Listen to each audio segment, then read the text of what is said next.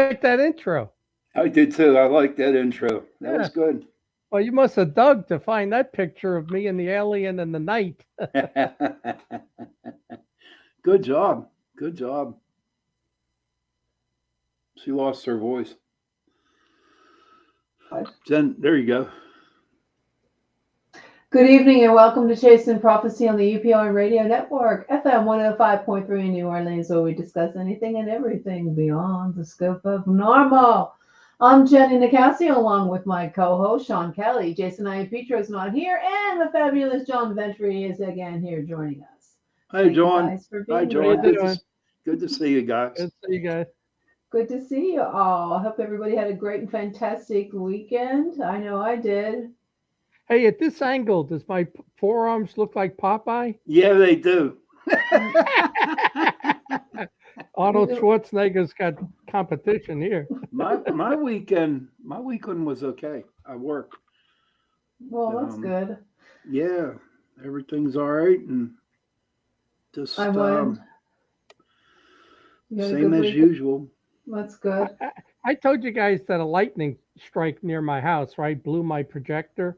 Oh, no. Home theater, yeah. So they finally repair it, send it to Sony. It took a month, and then he hooks everything up, and the receiver's not working. So I had to run out and get a new receiver. I tell you, I got no luck with electronics.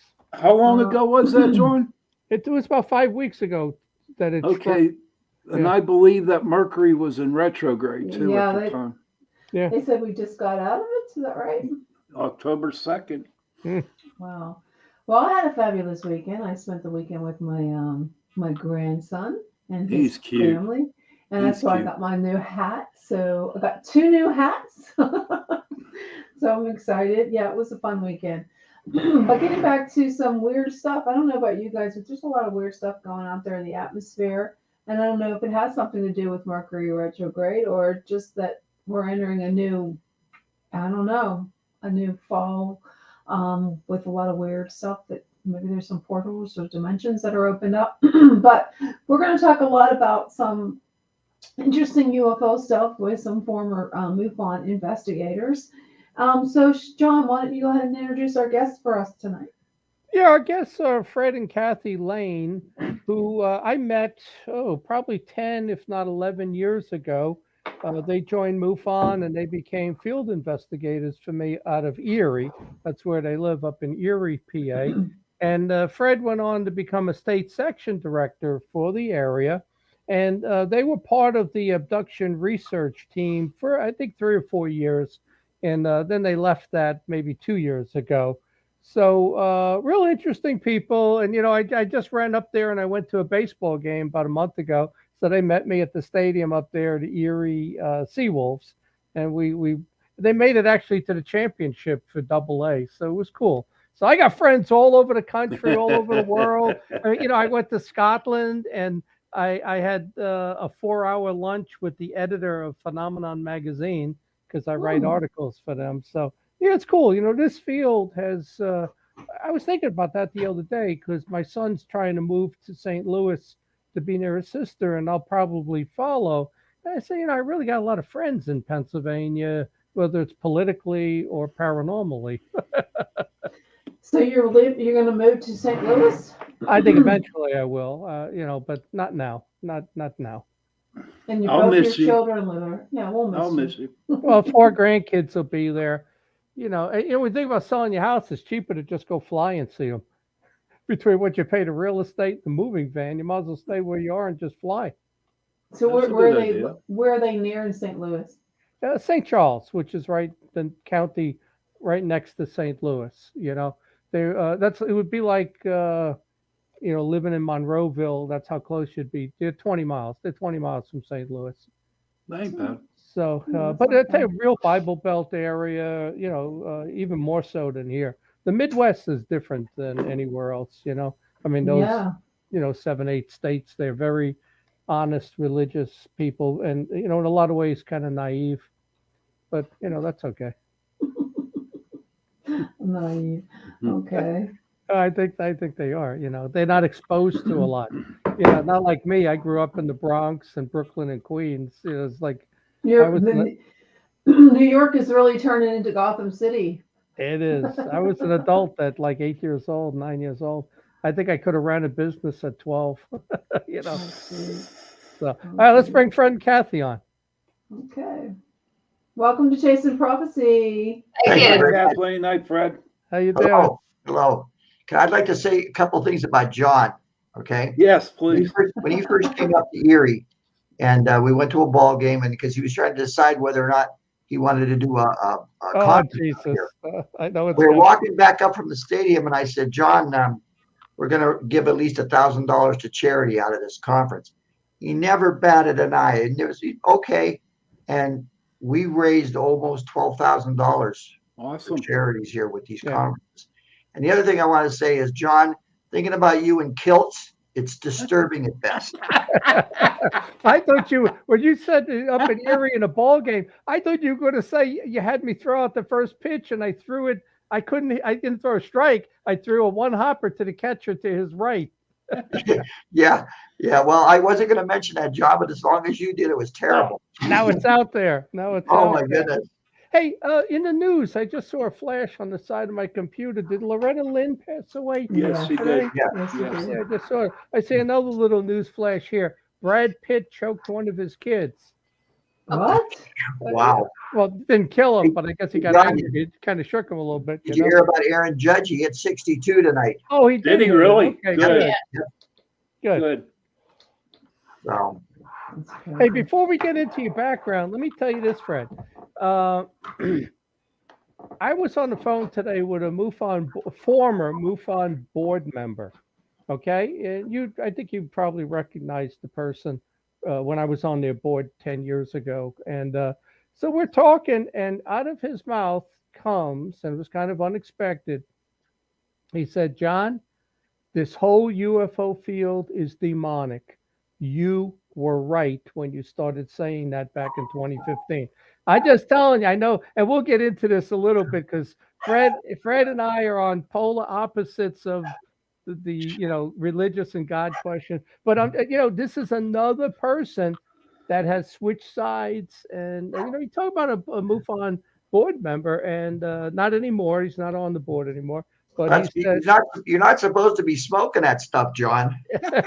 Well, you know what? You know what happened, Fred? I think he got exposed to some things, real bad luck and different things, and it really opened his eyes to how so many people. We've talked about and done episodes on the number of people in the UFO field that passed away prematurely, right?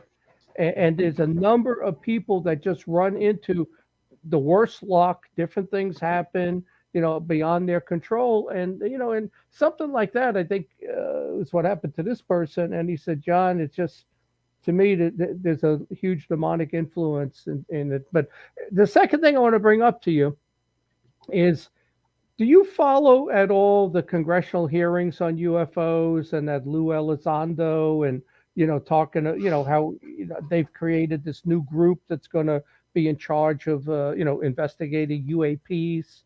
Yeah. Well, let me say this about that, John. The CIA, they don't let stuff like that out unless they have a reason for it. Well, I agree. And I'm wondering whether or not what the Sumerians said about the Anunnaki, because they said they would be back. Yeah. And I'm wondering if they're trying to indoctrinate people so that, when they show up, they don't freak out. Or there's some huge false flag thing coming, and the government's going to use the UFO thing as superior beings are saying this or telling us this. Whether we actually ever see them or not, that might be, another deal. But let me tell you, the point I wanted to make was that who Lou Elizondo is, right? Oh, yeah. Yeah, okay. 3 weeks ago, he does an interview, and the title of it is Lou Elizondo wants to blow up ufology. And then you read the article, he says he wants to kill the UFO field, which is something I heard about 3-4 years ago when they came out with that whole Academy to the Stars and TTS and all of that stuff, where they're taking over the field right? So he says that there is we're not qualified. He didn't say MUFON, but he's saying the groups out there and the people out there are not qualified. This should be done by government scientists, and like Blue Book, let's say. It should be a Blue Book thing with no private groups or individuals out there involved in ufology. I mean, how is that for like a communist version of UFO of ufology where they control it? Well, think about it, Fred. They're going to control the narrative and the investigations and the proof, and we're not allowed to. Like, I live in a free country, I think. Well, John, they've said for years that they haven't been. I've got a shirt that says doing the Air Force's job since 1969. Yeah. They've been saying, oh, no, we aren't interested in this. And yet there's Elizondo coming out and saying, yeah, there was a program, ATIP, and it's been around for a long time. Yeah. So anything that's coming into our airspace, believe me, they're not ignoring them. Well, and they would like to get their hands on such. Well, another thing, John, I was talking with Nick Redfern a few weeks ago, and we were talking about the triangles that are people seeing. Yeah. I said, it's amazing. I said, I'm wondering if the triangles are something that we back engineered from UFO crashes. And we're actually flying them. Well, you remember the Bucks County case, right? Remember Denise with the metallic sprinkles in the tree? Mm-hmm. It was on television a couple of different times with her and I. I'm convinced at this point that that's the TR-3B. It was a triangular craft with a light on the three corners and a different colored large one in the middle. And, at the time, I didn't know that in 2008, but maybe in 2013, I discovered the Aurora project, and TR-3B matched right up with it. But that would be ours. That's a government. Well, didn't the Air Force go to and ask MUFON to do their investigations? That's what I thought in the beginning it was. Was it the STAR team? Well, that was in 2008, maybe 2009 into 10. Harry Reid got funding from the Defense Department and funneled it through Robert Bigelow into MUFON. It was a couple $1 million, and he gave $800,000 to MUFON to pay for our expenses to go out and stay in a hotel, rent a car, and do investigations. Yeah. Well, I think Elizondo was wrong about blowing up the MUFON and that, because the more eyes you have on the sky, the better off you are. Well, I agree, but they're thinking of government control. Well, they don't want protesters. They don't want a dissenting opinion on anybody else looking into this. And I was talking to that board member, and he said to me he was watching those congressional hearings on the UAPs a couple of weeks ago, and he said a Navy person said, the people and organizations that investigate this and make up stories, they should be prosecuted. So who do you think they're targeting? Who do you think they're going to target? It's going to be MUFON and the investigators. And I tell you who they should go after first, and I'm not in favor of them going after anybody, is this whole ancient alien thing. If you want to target a group that's making up stuff, it's the whole ancient alien group. But they shouldn't be targeting anybody because we live in a free country. John, I totally disagree with you. And I don't know if you have read, I know you have, I'm not sure if the other two people here have read Zecharia Sitchin's Genesis Revisited. When you do, you realize that the book of Genesis is a retelling of an ancient Sumerian tale where beings came here, they needed primitive workers, and they're discussing it. And one of the what they believe was a scientist said, the creature you named already exists. All we have to do is bind upon it our image. Remember, the Bible said, God said, let us make man in our image. Yeah. The reason it's plural is because it's taken from this story. And it goes in great detail about how he makes a clay vessel. Remember, God drew in the clay?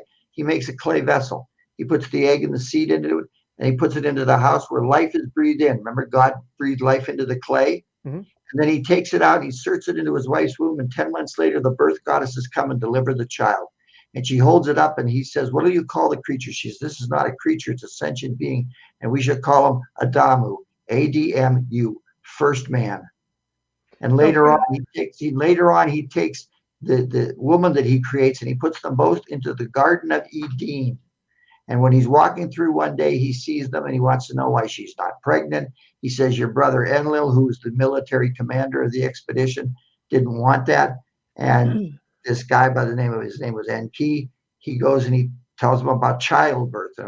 Well, he had several nicknames. One was he who knows oil and the other was he who knows water. But the third nickname he had was the serpent. And there's the talking snake in the garden. There is no devil. There is no God. This is what they were talking about. And as you go through the Bible where they're talking about, oh, God said this. No, he didn't. Look at what's his name? Ezekiel. One of the NASA scientists, the engineers who designed the landing gear for Apollo, went to see Eric Von Daniken talk about this. And he decided he was going to prove Van Daniken wrong because he was a Christian. So he works and he builds what he thinks Ezekiel saw. He gets a patent on it. It would fly. And unknown to him, an Austrian engineer, he took the second book because Ezekiel was told to build something, and he builds what he believes that Ezekiel was told to build. And the two of them get their models together, and the flying machine fits right into the thing that the Austrian built. So there you have a thing where this isn't God talking. This is somebody else. Somebody else. You know, in the Mahabharata, there is a Vimana, which is the name of a craft. That's and right. There's a whole diagram of it, and they rebuilt it, and it flies. You know, and are they using mercury, John? Because that's what at the bottom of the that was Vimana. mentioned. Was mentioned in the Mahabharata as right. and solar panels. It's really an interesting read, and it really is. And how to avoid it is an interesting read. Yes, it is. How to avoid bird strikes when you're flying. You got to wonder how the hell how would they know that? You know. Yeah. Well, John, look at the Baghdad battery. How would they possibly know that you can plate metal and with electricity? How would they even know about electricity? I think why don't you explain to our audience what you're talking about, the Baghdad battery or whatever it is? Would you explain it to me and Shawn? We have never heard of that. Yeah, we know. Fred and I know all about this stuff. I know. We're not explaining anything. Again. Yeah. They have that stuff in books. Actually, the Baghdad battery is a I can't see you. It's an earthenware jar about this big. Okay. And inside of it, they would put wine or vinegar. Okay. Then they would put a metal core down in it, and it would produce electricity. And they would use that to plate some of their objects that they had. They also think that the question is, how would they know that? How would they know that? They also think that when you look at the pyramids, you know, once you go down one aisle, you know, and then turn and stuff, how'd they get the light in there, like to paint and draw everything? So they think the battery, and they actually invented a bulb also, you know, that was probably, they had to light it somehow, and there's no like soot marks, you know, from holding torches, and I don't even know if there'd be enough oxygen in there. And they, you know, they tested mirrors, and it really didn't work to refract it 3-4 times to get down. So, but here's the thing, you know, for every how did they do this, there's another answer. But you know, I think we were actually smarter back then than we are now. I think we're de-evolving. I'm not even joking about. I really believe that humans were smarter previously. They told us this 10,000 BC thing where we evolved from apes and we're getting smarter and smarter as we go along. I don't believe that. I think we were smarter then, you know, because I believe we were created. But even if we were genetically engineered, we were smarter then. And each generation, due to mutations and interbreeding, we're losing some of that intelligence. So that's how they invented some of these things. I think if we could meet somebody back then, they didn't have technology, I think they were very, very intelligent. Well, you know what, John, you mentioned the pyramids, and where I worked, we had a lot of different engineering companies, Mhm. and 4 of them had Egyptian engineers. Okay. And so the job that I had, I was able to talk with them. So one time it was after Friday. Egyptian? You speak Egyptian? Yeah, they were Egyptian. No, you speak Egyptian. Do I speak Egyptian?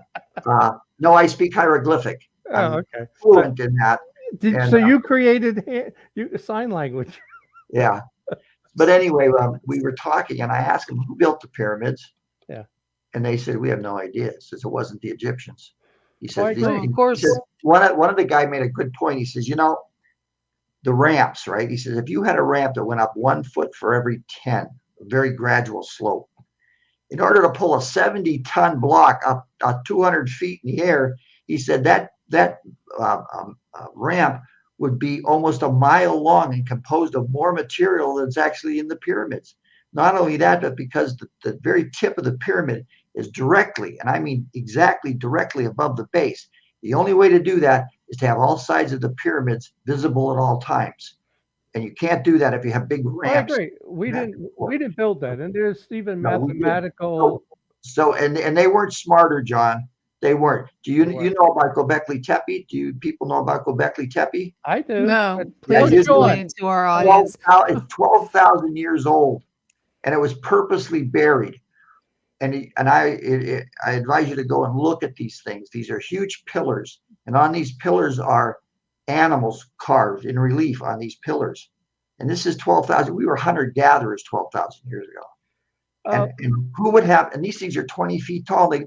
They're spread out over a square mile. Who had the technology to bury them at a height of 20 feet 12,000 years ago? I might be getting that mixed up with Baalbek in Lebanon. What's Göbekli Tepe? The temple of Baal. Where's it located? Göbekli Tepe is about 100 miles away from Mount Ararat. Okay, so that's in the Middle East too. Right, but Baalbek is in Lebanon. And yeah, Lebanon. But Baalbek has that this carved block that's 1,200 tons. 1,200 tons. They even said we can't move that with cranes. And it also has on it, if you look at the platform, there's one in place already, and it's about 30 feet high placed, and it's on smaller blocks. How'd they get it up there? I mean, you're talking about some 1,200 tons. How did they? So I don't believe we built any of that, and that was a temple to some god or whatever. Well, the only way they could be built, John, is if somebody was using something that was anti-gravity. Well, I agree. I don't think they piled up sand. So I don't think the ancient people had anti-gravity. I'm just saying. No, of course they didn't. There was somebody from outer space came down. The Sumerian race they were, I believe, aliens. I mean, offsprings of some extraterrestrial out there. Let me throw the alternative view in, and all those things that are said from Sumeria. Well, first of all, I spoke with Michael Heiser, who's a theologian. You might recognize the name. And I asked him about Sitchin, and he says other people that interpret Sumerian cuneiform writing does not see what Sitchin saw. That Sitchin was very liberal, a word you'll like, liberal in his interpretations. I hate you, John. Fred's a far left Dem. I'm a far right far. So we're gonna go at it tonight. No. Yeah, and that's the thing that's funny. John and I are good friends, and we kid around on that. John, I wonder why the rest of the world can't be like that. Well, yeah, True, I agree. I don't hold it against you. Yeah. I agree. No. I don't either, John. I know you pray for me, and I just go, oh, Jesus. Well, I see I won. You said, oh, Jesus, I won. Well, like I said, John, if the Old Testament isn't true, and it's not, because you see, they picked what books that they wanted in there to agree with their theology and with their philosophy. So they had to get because the book of Enoch is not in there, and yet Enoch was the father of Methuselah. And Methuselah was the father of Lamech. And Lamech was the father of Noah. And Noah. Well, the book of Enoch, that was in the Old Testament. Oh, he's only mentioned once. The whole book is not there. And Yeah, it's the only book where Enoch says, I did this, I saw this, I went here. And he talks about beings called the Watchers. Yeah, the Watchers, they're the evil guys, the demons. They were the ones that mated with the women. You know what? You know where in the Bible where it says that the angels were cast out of heaven, right? Try landing party. That's what they were. You see, they weren't evil. They weren't devils. They were a landing party. So they're from a different planet. And Lucifer was the general. I'm telling you. That was their general. You want to hear my theory?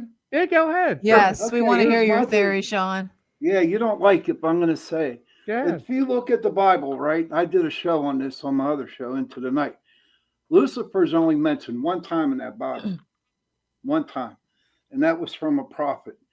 Now, I believe that Lucifer was sent out of heaven to keep an eye on Satan that was in hell. Do you know where the word heaven comes from? No. Where? Well, the Nephilim, okay? Basically, that translates to those who came down from the sky. But when it's translated into the Arabic, they don't have a word for that. So they used heaven, and that's where it actually comes from. So they weren't coming down from heaven. They were coming down from a ship.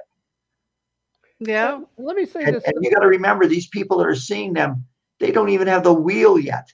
And here people are coming down in these ships. And that's why when you see these carvings and these relief of the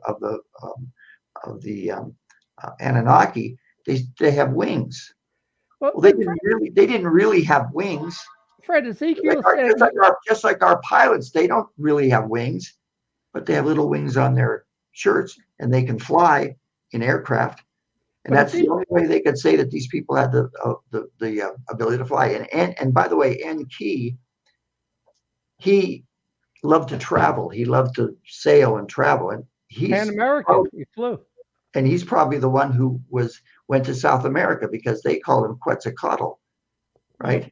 I agree. I think the serpent. Remember, he was the serpent in the garden, and they call him the winged serpent. And if you look at these reliefs, they're all carrying these little bags, these little handbags. And it doesn't matter whether it's Europe or Africa or the Middle East or South America. All of them are shown holding these bags, just like our astronauts do when they're walking to the space, when they're walking to the rocket with their little portable units, life support units. Oh, I thought they had Tang in those. You know, yeah, you should. So they invented Tang in you know what, John, I talked to Edgar Mitchell, the sixth man to walk on the moon. They hated Tang.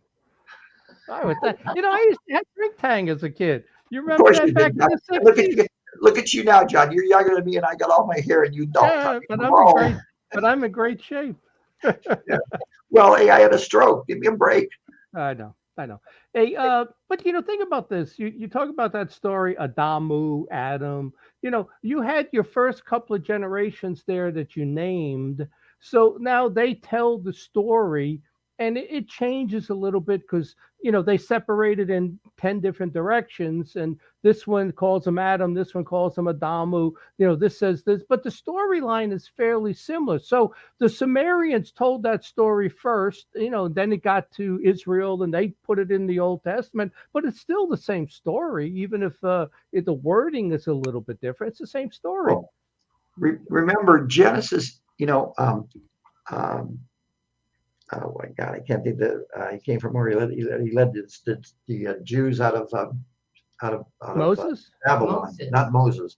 He guys right on there. Anyway, when he brings them back to the Promised Land, it's 50 years later that they write Genesis. Okay. And they can't remember the whole story, so they make up. They what they had, and that's why it seems so disjointed. That's why the sun is created before light. And it's because they couldn't remember the whole. I'm sure you all played the game Telephone. Well, or God just created.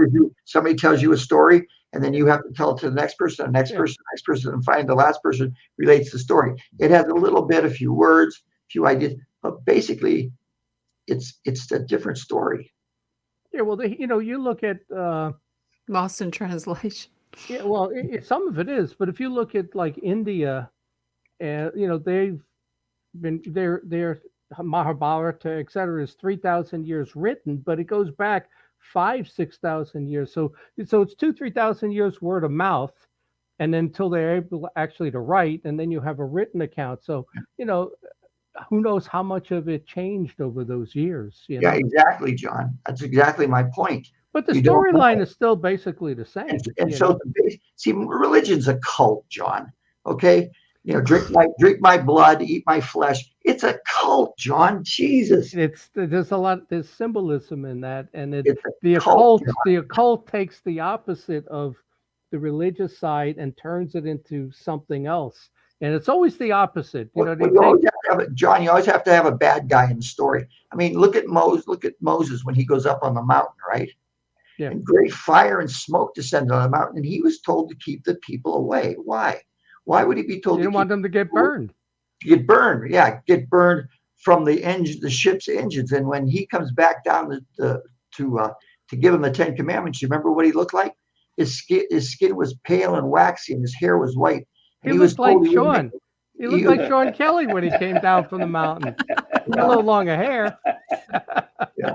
So, Moses. Yeah, but that was radiation poisoning, and that's why he was told he would not see the promised land. Let me tell you something though. Van Daniken, if he really wanted to talk to the Israelites, why didn't he appear in the sky as a giant talking head? That would have scared the crap out of him. That would have scared me. It's the same way. That's what religion does, John. Right. It's the same way you think about Egypt, and they had their gods, those 8-foot tall human bodies with bird heads and animal heads. They brought them out. Those things were real. That is not some, crafting of rock. I mean, those things came out, and that's crowd control. You wonder why people stayed in slavery for 1,000 years, whatever they were. They brought those things out, and everybody just got down on their knees. What would you do? You saw an 8-foot guy with a jackal head or a bird head. That was crowd control is what it was. But let me tell you for a second about Van Daniken, right? My buddy Van Daniken, who I did the Ancient Alien Conference with in 2012. And I think I was one of the few people on the panel that weren't on the cast, But Van Daniken, and this is my interpretation too, he spent 3 years in prison for embezzlement, right? And when he was in prison, he wrote the second book of his line of books that he had. I believe the devil in that prison cell was whispering all this stuff in his ear about ancient aliens and all of that. It's almost like evolution, just another way to get people not to believe in creation. So if that don't work, with Darwin, we're going to tell people that there are aliens out there that created us. And that's what I believe with Van Daniken. I think that guy is demonically possessed, and I think that he created this story. John, as just another way not to believe in God. I think your earphones are on too tight, John. I dropped my earphone right at the start of the show, and the whole thing came apart, the wires and everything. I had to press it back in. So, but I'm sure. John, wait, let's get back to the beginning. I wanted to ask you how you got started in this field. Well, how we got started was when we moved into the house that I grew up in. My neighborhood is more inner city now, and these kids, the only thing they talked about was that they were either going to be in the NFL or the NBA. Okay. Mm-hmm. So I said to Kath, we got to do something. We got to change this. So what we did, we started what we called Wild Wednesdays. Mm-hmm. And what we would do is bring speakers in to talk to these kids up at the Lighthouse Park. And then we'd give them some books, that they could go and read and that. And then we started a library on our front porch. We had something like 300 books on our front porch. And once a week, the kids could come over and get a book. And if they couldn't read, we taught them how to read. Well, anyway, one of the guys we brought up was Robin Swope. And Swope was talking about UFOs, and I was telling him about seeing the object over the peninsula that back in '66. Mm-hmm. And he said, there's a conference going on down in Pittsburgh, and so he gave us the information, And that's when we came down and we saw you there. But where I actually really got interested in, I was in the 4th grade, Mrs. Gallagher, and they had a library. It was a Catholic school, but they had a library. And in the library, there was this UFO book. And I took it out and I read it, and I was just fascinated with it. So I checked it out the next week. And the next week after that, we were leaving for the summer, and I never returned it. So and somewhere I still have that book, and I believe I owe the Catholic Church about $75,000 in fees. I'm not sure. Back fees. It's probably in your collection on the porch. But Shawn and Jen, he has these books there that the neighborhood kids can come and read, and his wife was a principal, and they've done a real good job with these. I don't call to me inner city kids. I grew up in Brooklyn, Bronx. Yeah. You don't have inner city kids, but it's similar. Underprivileged kids. Let's say. The other thing we did too is we got a power lawnmower because we have boulevards on the street, and I showed the kids how to use them, gave them safety glasses and stuff, and those kids would cut the boulevards, and they would I bought these green shirts, and they would sweep the neighborhood and pick up every piece of paper and stuff, and they got to learn how to work and how to look up at the sky and not just Well, anyway, of the 8 kids that we started out with that grew up. All of them graduated from high school. 2 of them graduated with honors, and they all have jobs now. Good. Yeah, I mean, you did a great job. It's really nice. And we changed the neighborhood, and we also started a little group because we had some problems. So the guy that lives next door to me is a black man, and the guy that lives across the street is Puerto Rican, and we started the 3 Amigos. And the very first thing we did was we noticed that there's an apartment building up a few houses up from us. And we noticed all these guys walking into the place, and they had license plates from Texas and Louisiana and Mississippi and Minnesota. And I said to Jermaine, I said, Jesus, what? I said, something's wrong here. Something's very wrong here.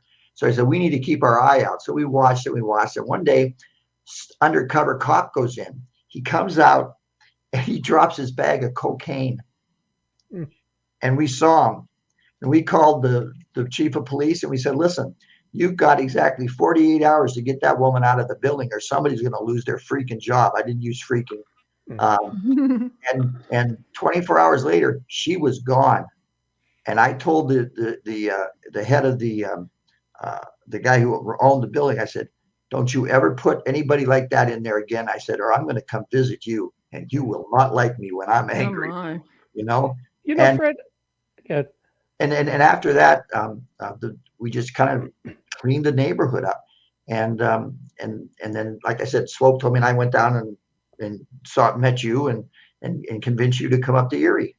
Yeah, I didn't read my first UFO book till I was 41. Really? Oh, wow. Yeah, I had no interest in that one to learn how to read, John. Yeah, it took me that long because I was trying to read Sumerian tablets. That's why.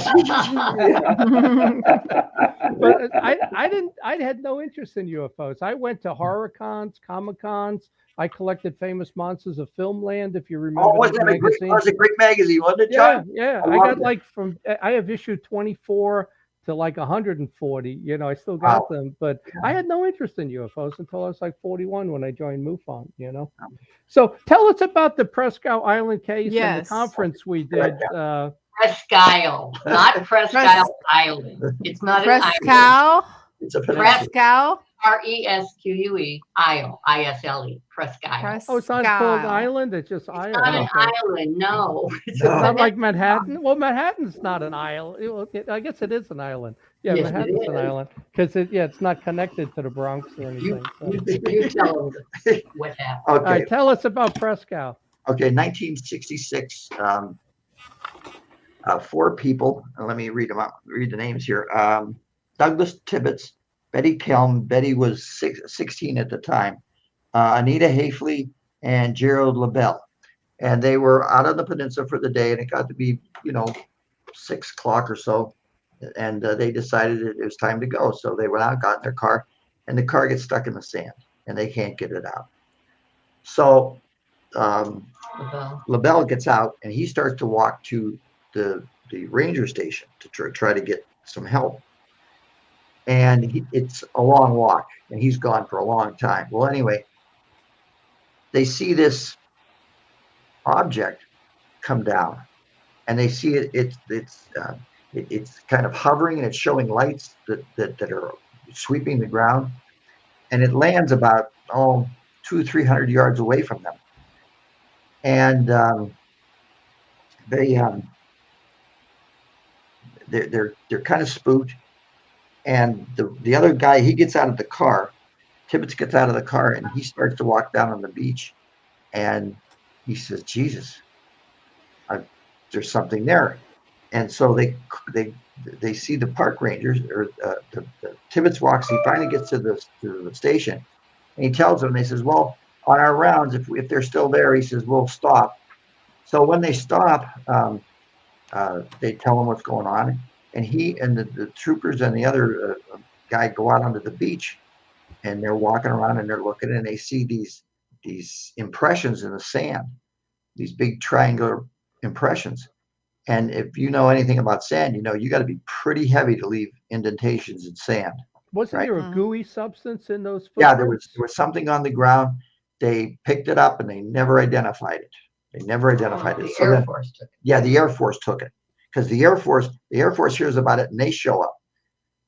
And then as they're out on the beach, the girls all of a sudden they see this creature, and it stands up. It's about 6'6", 6'7", big thing, and it starts walking towards the car. And it's walking towards the car, and it's looking at it. It starts to scratch the roof of the car.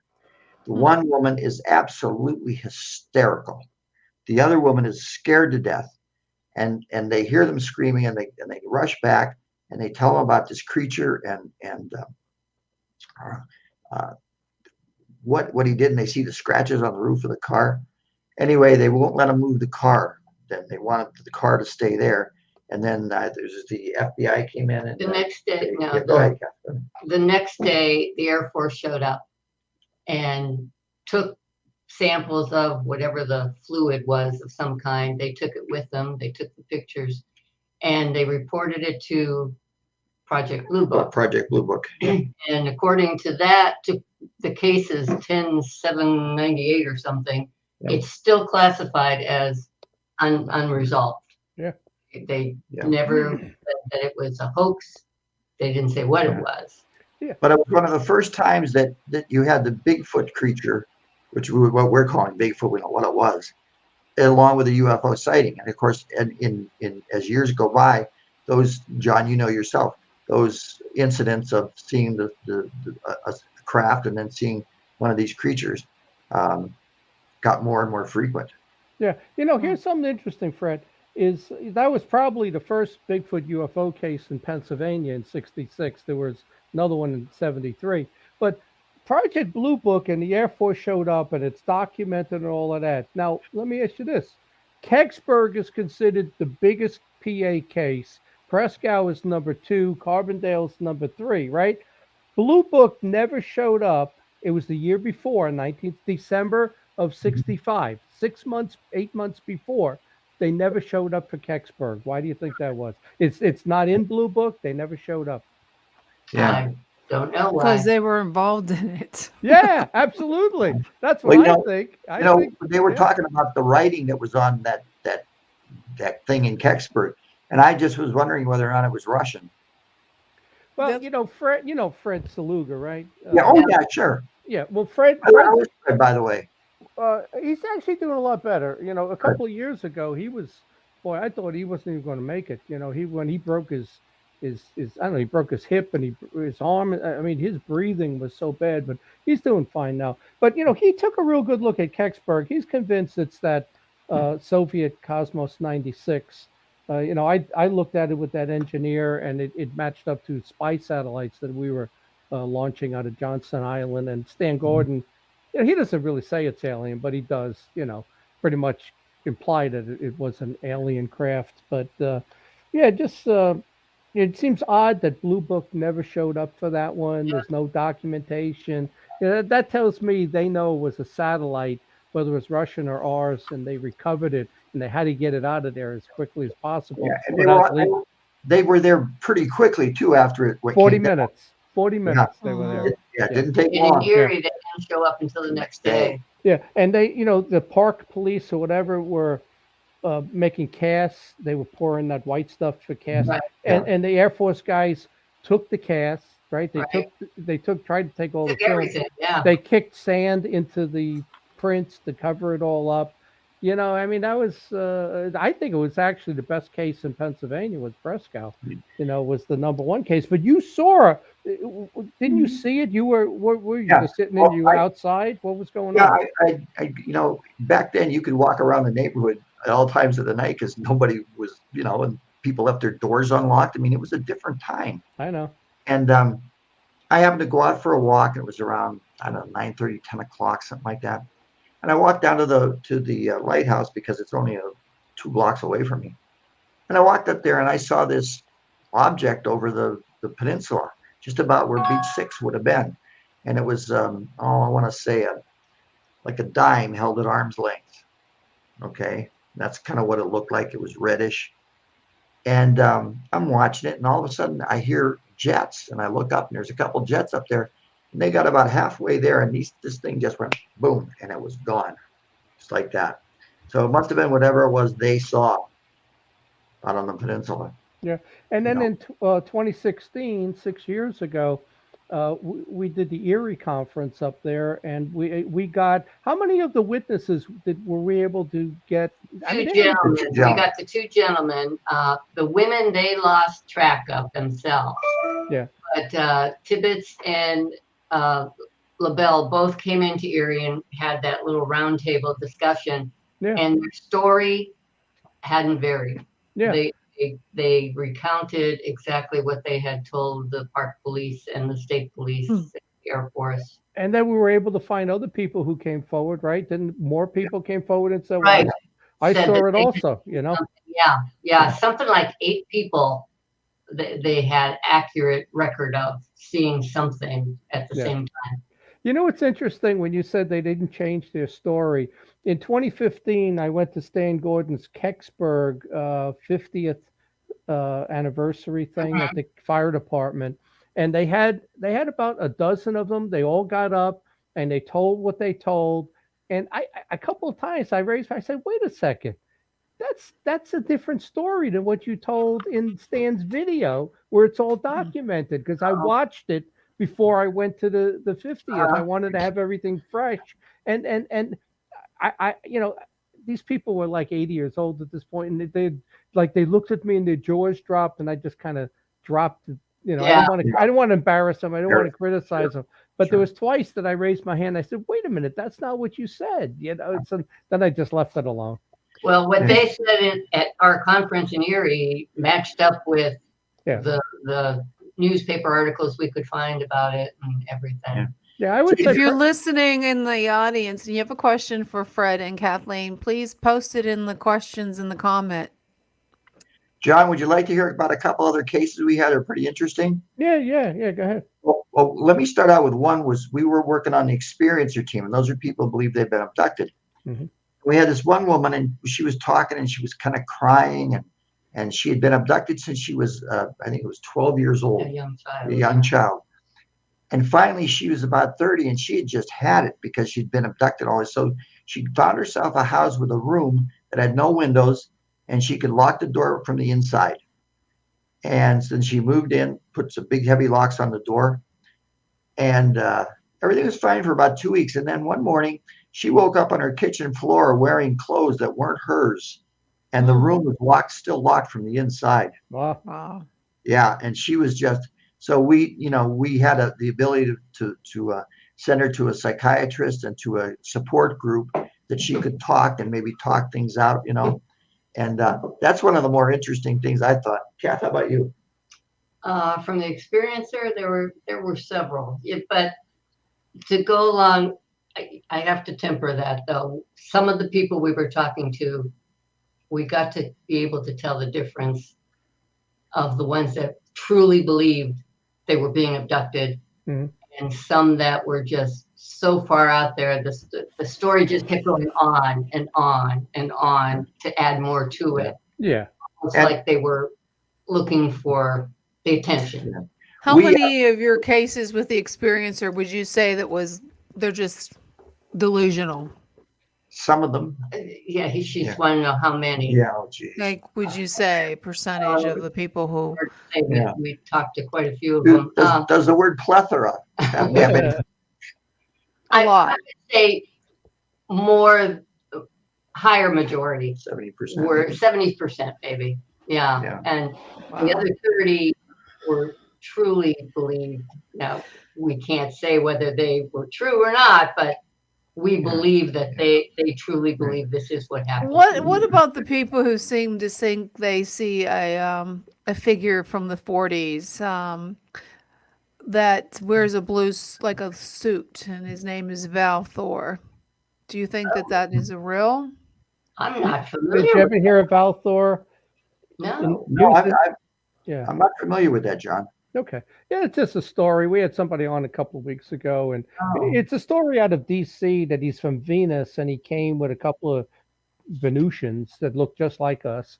And they actually spent 3 years at the Pentagon with Eisenhower and Nixon. And there's a photo of him and those two other people at a Howard Menger's place. You know him; he was an abductee back then in New Jersey. So I don't particularly believe that story, but And there's also Ashtar Command, and so many of these people think that they see. that's the problem, Well, maybe that's why Lou Elizondo, when we started the show, said he's going to blow up ufology, and the Navy guy says anybody making up stories in this field should be prosecuted. Well, I don't think they should, because you're allowed to write sci-fi stories, right? Yeah. So, but that's part of the problem in the field, that somebody's get so, Well, see, anytime we go not into real. a case, we go in as skeptics. Yeah, you have to.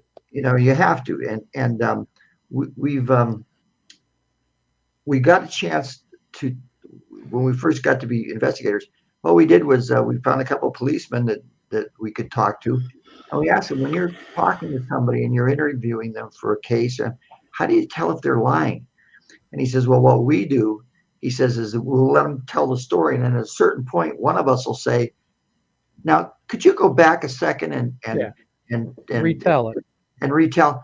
And then if they can't, and if they have to go all the way back to the beginning and start the story all over again, we know they're probably lying. Yeah. Mm. Well, the other thing too, when I did a lot of these interviews with Mufon, you ask them what happened next, and all of a sudden it's like they got to think, and you could tell that they're making stuff up. How do you not know what happened next? You just had an alien in your living room, and you can't tell me what happened next. It's not true. They can't tell you what happened next. But any other cases that come to mind? Yeah, our first one. Yeah, our first one that we had was a really interesting case out on the peninsula. Right here in Erie. Yeah, right here. And a guy was out on the peninsula fishing.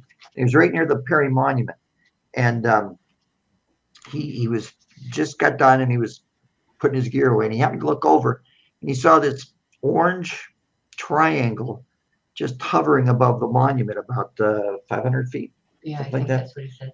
And so he got in the truck and he went around this little bridge there, and he just went around and just went over there, and he's watching this thing as it starts to move.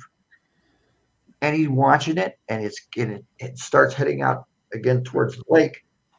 And he noticed that the parking lot is full, but nobody's looking up. He's the only one, and he's trying to tell, but they're all looking at their phones, and they're not, and he's the only one who sees it. And he follows this thing until he can't follow it anymore. And he said it just disappeared out over the lake. And that's the first case that we had that we thought was a pretty credible case. He was a very credible witness. Do you think that's telepathic, though, if he's the only one that sees it in a crowd of people? Do you think was it really there, or do you think it was just a telepathic thing put in his head? Because I think that happens a lot. They target people. Well, we interviewed him, and he was very credible. He was very down. He drew us a picture. Well, I'm sure he believed it, yeah, but I'm just saying the craft was probably put in his head. I had also read, and looking at these abductions, that if you see a UFO, you had already been abducted at one point. How about the high school kid that goes out to the end of his drive? We had one that had missing time. He was from the county, close to where we live, and he was getting ready for his high school graduation. He was already, mom and dad were still getting ready. So he went out in the driveway. They live in the county, which is darker and more out in the country. And he's walking down the driveway, stops at the end of the driveway, looks up, and he says, it was a clear night, but all of a sudden he could see no stars or anything in the sky. What he saw, he described like mountains, but coming down from this thing that was blocking out the whole sky above him. And the next thing, it didn't do anything. It just sat there. Next thing, north, the driveway faced north. Next thing he knows, he's facing south, the house. He hears his parents yelling his name, looking for him. He's walking back. He says, what? They're yelling at him. Where have you been? We've been looking for you. He says, I was at the foot of the driveway. And he says, we have been walking around the house and the yard and the driveway for 15 minutes and you were nowhere. And so this child, well, a senior in high school, had 15 minutes of missing time. You know, I had missing time about a month ago. I went outside. I just swear to Oh, God. whiskey coma, John. Was that Oh, whiskey coma, John. whiskey? I'm not a drinker, and you know that. But I went out to pull weeds, and it was like next thing I know, it's an hour and 40 minutes late. I said, "There's no way I was out here an hour and 40 minutes." First one, my back. Oh, you were. You probably my were. back wouldn't have held up that long. But there's a question, Shawn. You want to read that question from Sebastian? Yeah, Sebastian Moran wants to know if the panel think about the dog man. What do you think about the dog man and werewolves? Thank Do you you. think they're real? We haven't done enough investigation on them Yeah. to really have an accurate, We haven't had anybody that's seen one in our, in the cases that we've covered. right. So that's, But that creature in Presque Island was probably a Bigfoot or something, right? that's It what was we were some thinking. kind Yeah, of cryptid, right? because there's no bears or anything out there. So That's right. No bears up there. We don't disbelieve that there are cryptids out there, so that would Right. fall into dogman and werewolves and that. see, we try to concentrate on just the UFO part of Right. it and that, because otherwise, you can go down a rabbit hole real quick. I heard Mufon at the last symposium. Steve Hudgens got up and said, "There's no more paranormal investigations, no more Bigfoot, none of that stuff. It's strictly nuts and bolts, flying saucers." Did you hear that? No, we didn't hear that, but that's been our philosophy. Yeah, We yeah. concentrate on UFOs. Yeah, and I not, heard he. not that the other stuff doesn't exist or is not out there. It's just that we choose to just concentrate on UFOs and what people are seeing. And that, I heard he got a lot of pushback when he said that at the state directors meeting. And a lot of directors said, "We'll investigate whatever's reported," because there is a spot on the form that says entities, right? Yeah, right. So what are you going to do? Ignore it? I have a question to ask. I want to know what your thoughts are, and I ask this to every UFO person that comes on our show. Why do you think the government is hiding a lot of this stuff from us, with the UFO and alien stuff? Money. Money. Okay. Look, religion is used to control people. Okay. Can you imagine what happens if all of a sudden we discovered that Genesis isn't real, that they're the ones that jumped us ahead? They've been here all along. They've been watching. Can you imagine what happens to worldwide religion? It goes away. And along with that, the money and the control, and all of a sudden, people aren't going to be listening to the government much anymore. Okay. It's very, see, stuff. Knowledge is dangerous to a government. I don't care whether it's a democratic government or a fascist government. It doesn't matter. The truth is very dangerous to them. Okay. Right. Does that All right. answer your question? Yeah, that's a good answer. Yeah. Hey, Thank you. Worked you years know on how you're saying that what would happen if they thought that Genesis wasn't true? Why does it have to be untrue? Why does it have to mean, like, what makes you think that there can't be a connection between Genesis, the creation, and other universes out there that have other beings. Why can't it be this? Why can't there be that God created? Not only did he create the heavens and the earth and man, but why couldn't he have created other beings out there? I mean, well, think about it for just think about it for a second, okay? We're less than a speck of dust in the universe, all right? And here's a being supposedly can just think things into existence. Then why would he get personally involved in the minutia, which is our daily lives? Why would he keep screwing with us? Okay, that doesn't make any sense. who's screwing with us? God? Well, yeah, if you believe that there's God, why did he pick this planet? We know that there's billions. Well, God created the heavens and the earth. He, according to Genesis, there was 7 days. Okay, now this is my theory. Now I'm sure other people feel the same way about it. God created, supposedly, you don't want to believe it, but like God, Christians believe that God created man in his image. What if God created others that he wasn't perfected or he did not like, and he put them someplace else in the universe? Why would instead of destroying something that he created, because God Almighty, he made this and he didn't want to destroy something that he made. Why couldn't he have put these other intelligent beings in other parts of the universe, just like he put us here, but he didn't want to destroy them? So did he go and get personally involved in their planets too? Because if so, he's been really busy. And if the being on the other planet is a green blob with 4 arms, is that what he looked like to them? God doesn't get personally involved in human beings. He gave human beings the choice to do whatever they want with their lives. Yeah. Free will. Yeah, but Fred, aren't you limiting God? I mean, if God is God, he can be involved with a trillion people. I don't believe in God, John. I know you don't. And I pray for you. So you're an atheist, or are you an agnostic? Which one are you? Say that again. Are you don't believe in God? No. So you an atheist, or you an atheist? Okay, so you're a total atheist. You don't believe in anything that. Okay, so you don't believe in a higher power. You just don't believe in anything. Like, no, we don't. What about the whole energy thing that, like the Far East and the metaphysical, that you die and the energy's recycled and you come back as somebody else? Do you believe in any of that, or do you think that when you die, it's over with, like a plant? There you go, John. That's what you believe. When you die, you go into the ground and the plants eat you. Okay, that's it. And that's it, John. You either become Soylent Green or fertilizer. There you go.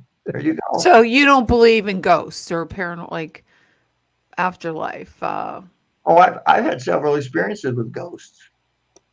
Well, so what do you think ghosts are? If there isn't a heaven and earth, what do they just?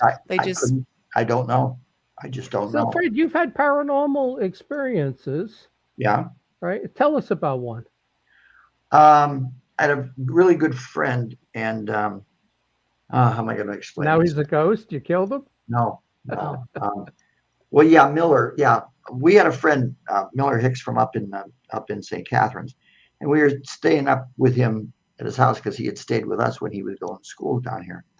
And one night, I'm in bed and I feel something tugging on the bed sheets at the bottom of the bed. And I rolled around and I moved, and then it was again.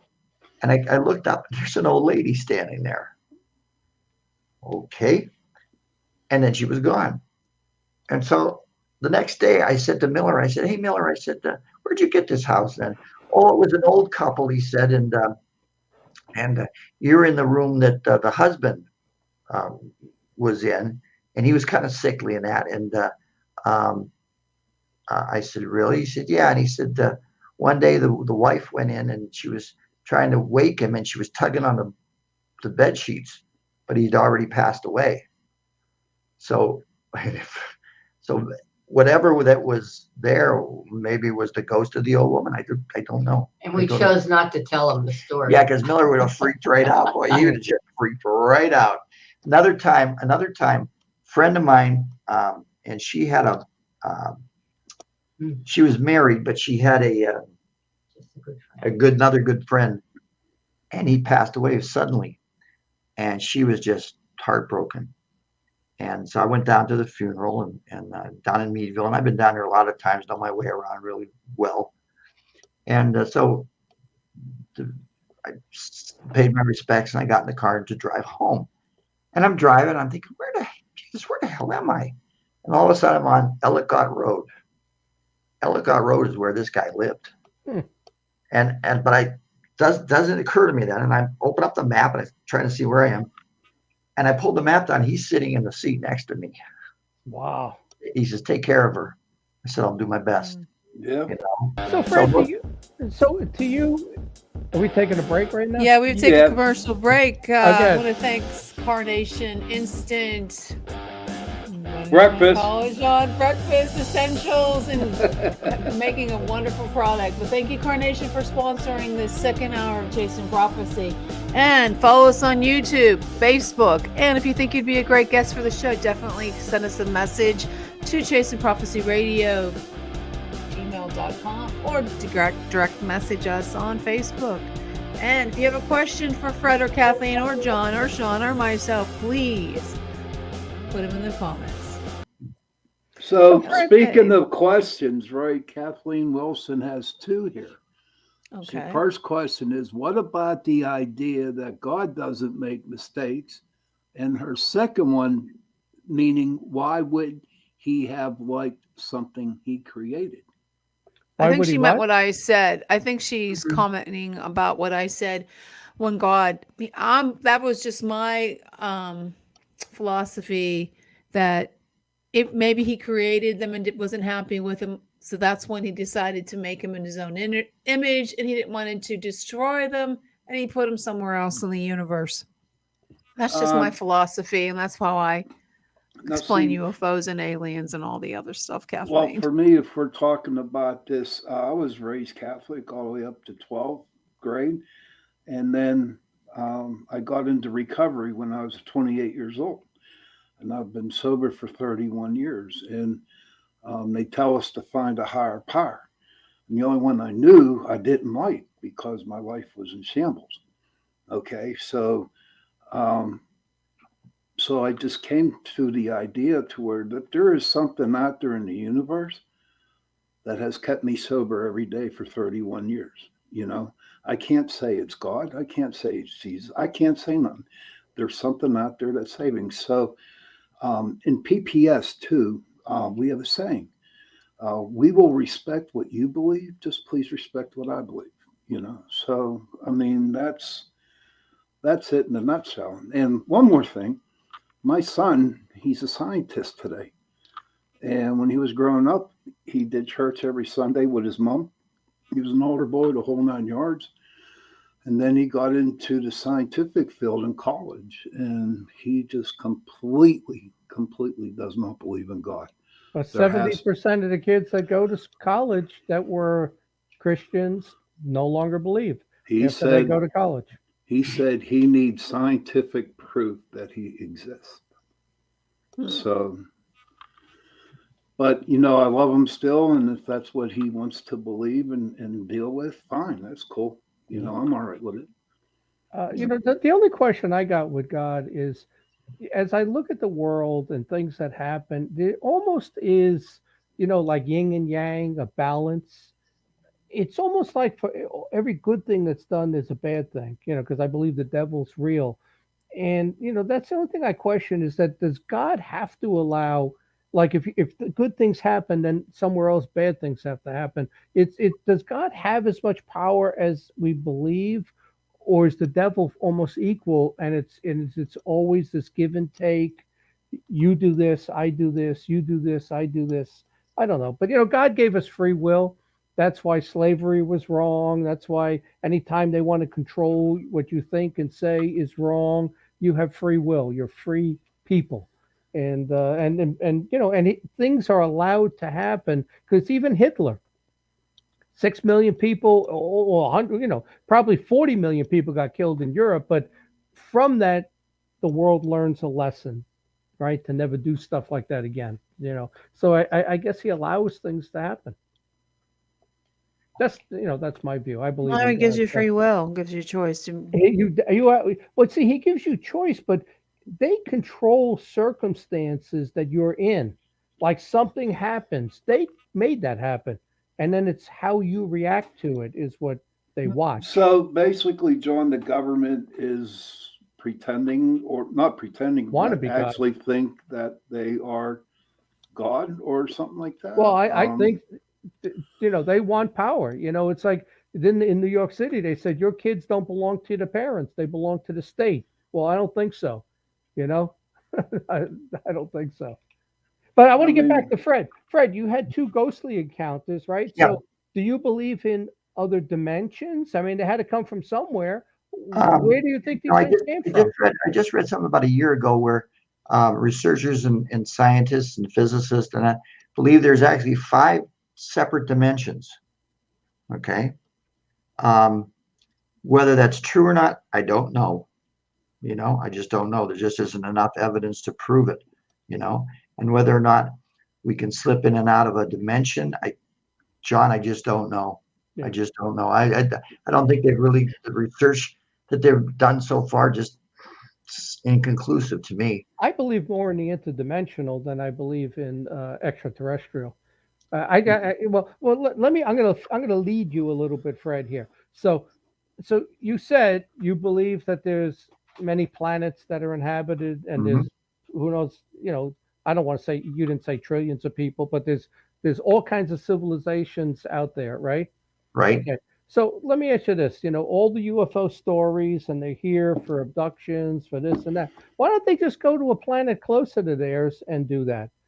Why? Maybe, And because they said there's so many different races have come here. maybe they have, John. So they go to every single planet to harvest whatever's there? Maybe. Don't know. How many countries have you been to, To John, John. in your travels? Yeah. Countries, probably about 30. Well, No. There you go, John.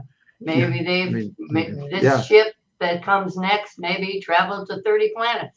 Yeah, but They have the technology to do it. We don't have the technology. if they do, but if they, like people say they want resources, they come here. Well, I don't go to Italy to get spaghetti. I just go to Giant Eagle. I go where it's closest. I'm not gonna. What do I got to? I want to go there. You know what, John? I agree with you because if you want material and stuff, you could just take any asteroid. Right. You can mine it. The only thing So, that would be special here is our DNA. The reason right?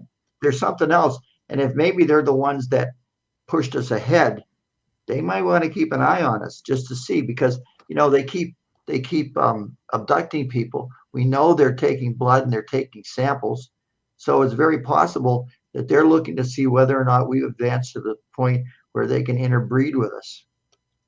I mean, John, look at the cow mutilations. There's been something like 30,000 of them in the last since the 70s, and not one person has ever been arrested. Right. And when you find these cows, there's no blood. Yeah. There's the cuts and the things that are removed are precision. Yep. Precision, John. But there's black helicopters, so that tells you the military's involved with that. A lot of people think that it is our own people that are doing the abductions and the cow mutilations. They think it's someone they're using it for research. I forget which show I was watching, and they had a veterinarian who performed surgeries and they had a dead cow, and they asked her to do what they do, and she couldn't do it. She just could not do it. She said, I don't understand how they can make these cuts so precision, and there's no blood. She said there should be blood everywhere. Right. But she said there is none.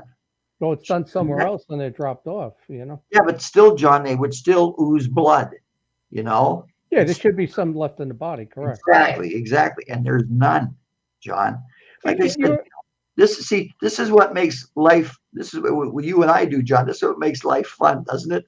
Yeah, because we disagree on a lot, but the phenomenon is still there. It's still there, exactly. It's still happening, even though we disagree on the origin of it. Yeah, exactly. But, I was thinking about this week. You look at the UFO field, right? You've got cattle mutilations, which I view as evil, right? You also have abductions, which are traumatic and mostly evil because they keep coming back and you can't stop them. It's a form of slavery. But then you got crop circles, and that's considered in the UFO field, but they're Mm. kind of fun. So where the hell do crop circles get in the middle of this mix? You got crop circles with all this evil stuff, and then you got these men in black that are like awkward. They stumble around like androids. Fred, that's a good question. This Fred, whole field. Gravity affects them differently than us, John. Say what? Fred, do the Men in Black exist? What was that again, Shawn? Do Men in Black exist? Don't know. You don't know? Never seen one. I don't know. Okay. I don't know. I'm so brand new to UFO, so I'm just sitting Yeah. back and enjoying this. Yeah. So, But I There's was a lot thinking, of I was stories. thinking about that with all these people, all these aliens, that they say there's 176 races and all of that. Fred, I said, why don't you just go to get an asteroid, go to the next planet, get all the stuff you want. The only thing here that would be different is our DNA. That's the only thing that would be different to come here as opposed to the closest planet or moon to you. You know what, John? One of the things, and I've talked to a couple of the guys from Mufon and like Nick Redfern and that, and I asked him. I said, "Do you think when they abduct these people that there's only one group of beings that are doing it, but they're telling these people they're planning in their mind that they were abducted by the Greys, they were abducted by the Nordics, they were abducted by the reptilians." And they plant that in their mind because, let's face it, people start getting together and they start talking and you start interviewing them. And all of a sudden, this one sees this one sees that, this one sees that. And it's so confusing. It'd be a perfect way to hide in plain sight. Speaking of hiding in plain sight, John, 2 years ago, we were down at the lake and all of a sudden over the trees, we saw these 3 white lights come up over the trees. And they went up about, 1,000 feet maybe, and they stopped. And the middle light kept pulsing, flashing. And it turned to its side, and then it started moving with the middle light flashing. There was no red lights, no green lights, no moving against the wind. Okay, silent. And later we found a guy down at the wastewater plant where I worked, and he would not go on the record, but he said, "I saw it come out of the water." Yeah. Describing it was about 60 feet long, maybe 35, 40 feet wide, but he had seen it come out of the water. What a perfect place to hide, isn't it? Mm. Yeah. We've only explored 5% of the oceans and lakes, and Right. Perfect place to hide. Well, remember in MUFON, we had that one field investigator. He was an attorney. He's the one that actually helped us do the 501c3 so that PA MUFON's a nonprofit. But he wrote that book on the orange orbs, and he identified 5 spots in the country. He went through all of the cases in MUFON that had orange orbs, and one of them was out of Lake Erie. One was over by Miami. One was on the other side by Tampa.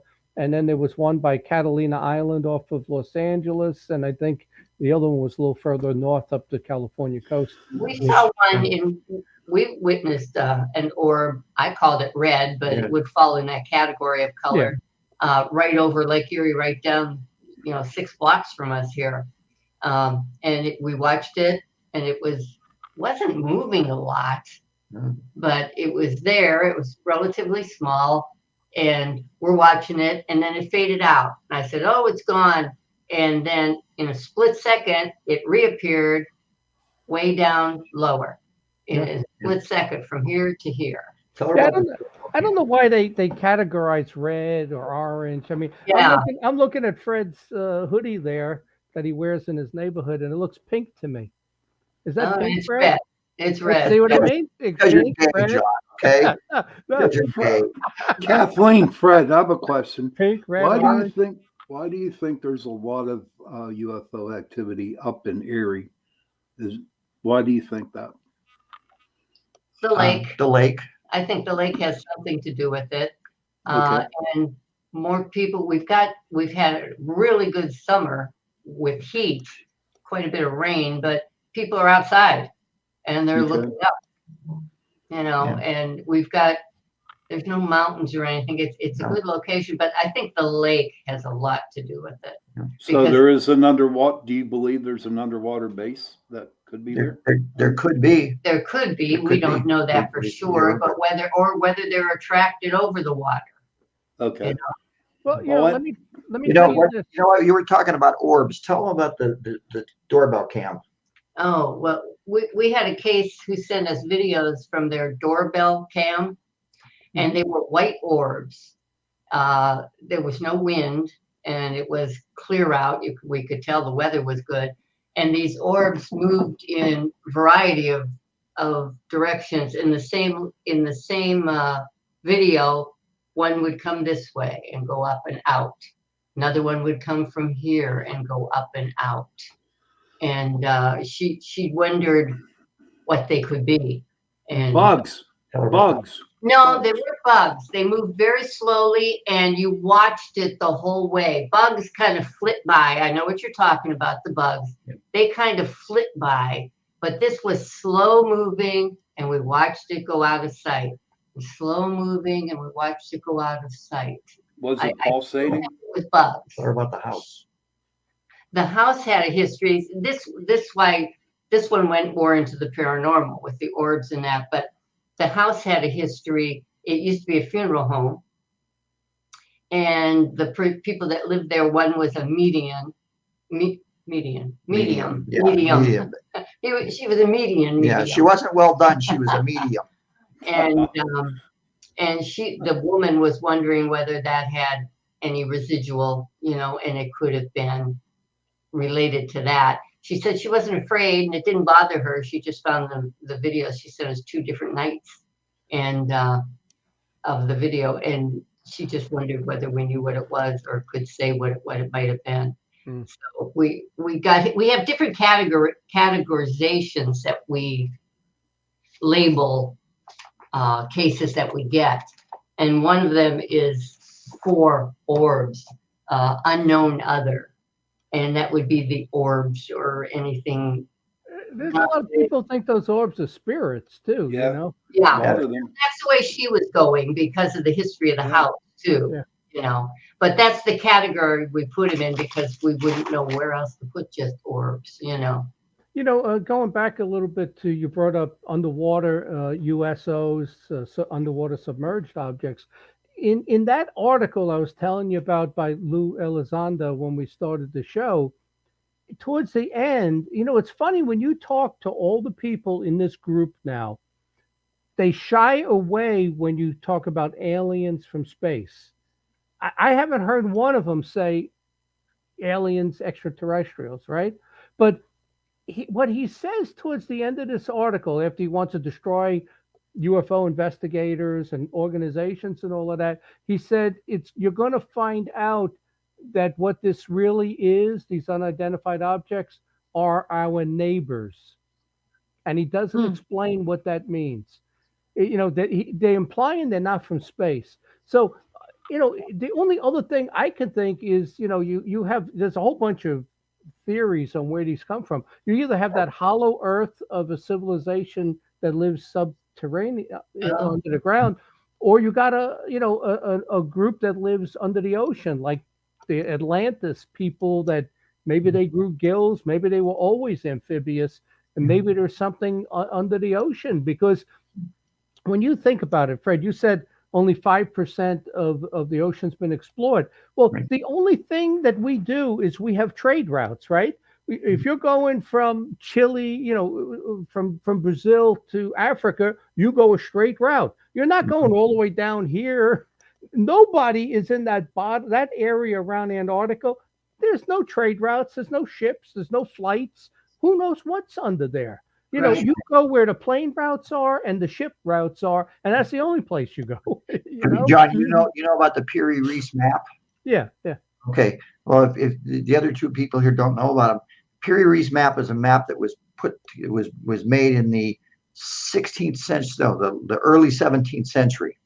And what it shows the coastline of Africa, the coastline of South America, and the coastline of Antarctica.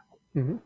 Thing is, it's an aerial view because it's shown from above, and there hasn't been ice on the Arctic 10,000 years ago. There was no ice there. Huh. So but they can make maps from ships from going around. It doesn't have to not be aerial, flying. not an aerial view, John. Not an aerial view. They're looking down. And if you look at this map, it looks like a satellite photograph. Yeah. What's the name of the map? Perry Reese. He was a Pireis, I believe it is. Pireis, Perry Yeah. Reese. He Yeah, was a Turkish captain. yeah. But he said he drew the map, or however he got it, it was made from older maps from other people in other countries, and they compiled it into this one. But there's a lot of people who don't believe, and I'm one of them, that these ice ages lasted for 100,000, however long they lasted, 10,000 years. There's a lot of people who believe that these things are actually fairly rapid. That when you have this climate change, which is natural, the temperatures rise, and then you have ice ages follow. But these things are fairly quick. They don't take like this. The scientists trying to tell you now that the ice age was there for whatever 20,000, 30,000 years. No, it was probably there for 500-600 years. And that Well, was see, it. John, I'm going to believe the guys that have those degrees I'm in not. science, and I'm not, because they have an agenda. They absolutely have an agenda. One is to get their grant money, and two is always to prove that creation's not true.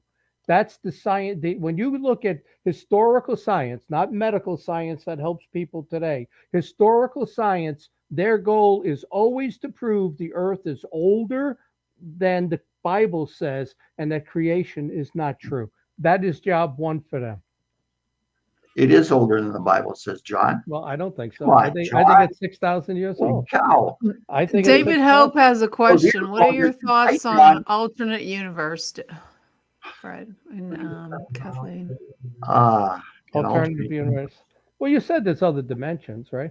Yeah, I think there are, but again, I'm just going on what I've heard.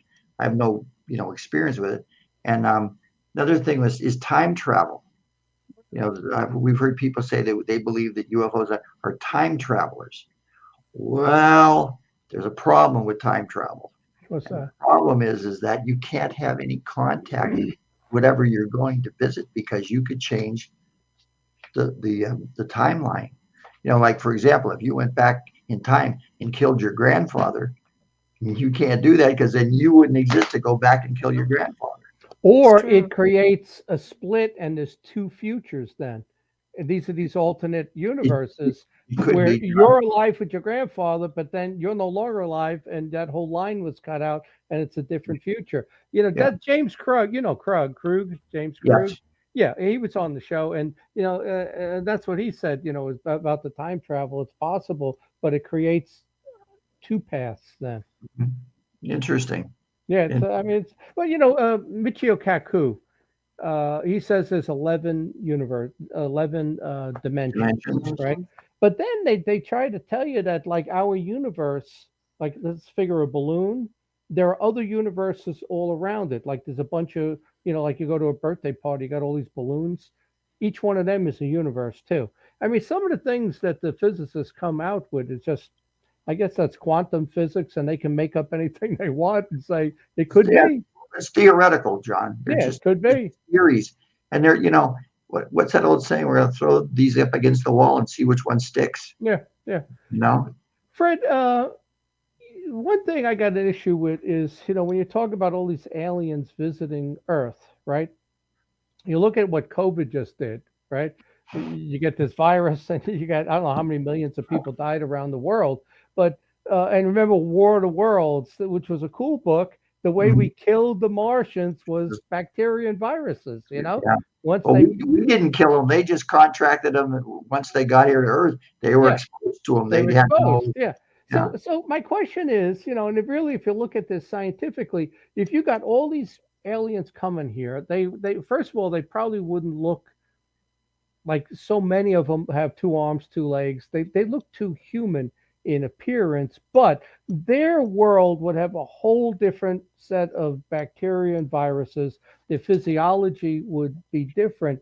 How do they come here like they do? And some of them are seen in some spacesuits and helmets, and others are just walking around aliens. how do they survive here? It's something that to me doesn't make a lot of sense. How do they survive with all of the germs and viruses on Earth? Well, John, the Greys, okay, and you're very familiar with them. So is Shawn, his beard. These beings, they have no genitals. They have no anal opening. Mhm. How can they reproduce? How do you know? Are you that close to one? I'm just saying, from the people's the descriptions of them. Yeah. They Okay? said there wasn't. Maybe No. they had. Maybe that But was a the thing is, suit. the thing is, they might be biological probes. They might be biological robots, which means the beings who sent them don't care whether we get them or not. It's not going to tell us anything about them. They're simply they're simply running program. That's a good point, Fred, because then what you're saying is the aliens that come here are more androids doing a job. Yeah. Because, and I've said that too, is that if you got to make this long trek, and who knows how long it takes, are they really going to go through 10 generations on a ship? And just look at this country. You go through 10 generations and your great grandkids don't believe in what you believed in. So they're going to get here and not want to cooperate, right? So, but if you're sending a robot android type thing that's programmed, then they come here for a mission and leave. And then the bacteria and viruses don't bother them, That don't affect them. Exactly. Yeah. That's a good answer, Fred. I didn't think you were that smart. Oh, wow. Your earphones are too tight, John. They are. It's bothering my one ear over here. It's getting all red. So Shawn and Jen, can you see how we work really well together? Because we have different viewpoints, but we're able to put them together and come up with something that we both agree on. Yeah, well, one minute I pray for them, the next minute we're in Erie and I want to push them into traffic. Oh my! Well, that explains a lot, John. It does.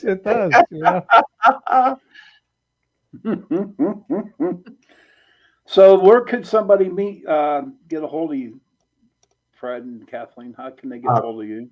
Well, you can get a hold of us through John. Yeah. No, but if they want it, if you want to give them my email. Yeah, go ahead, Kath. By email is probably the best way.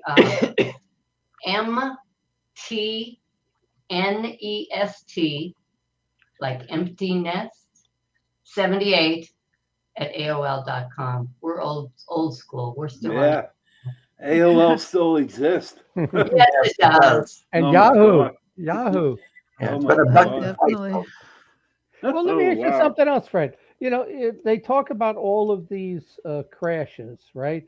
So you got Roswell, you got a bunch of them. I think in my one book, UFOs over PA, or no, the case for UFOs, we documented like 33 separate crashes over the years, right? So in none of these cases did the aliens come back to retrieve the craft or the bodies. They let us have them. How is that possible? Because if they're biological probes and robots, they don't care.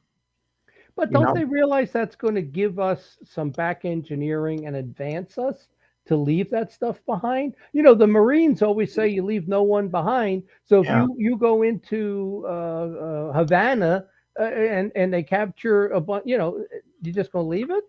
I guess we left all our stuff in Afghanistan, right? We left it all there, Maybe they wanted us to have it. Yeah, as a way to help us advance. As a way to help us without actually hands-on.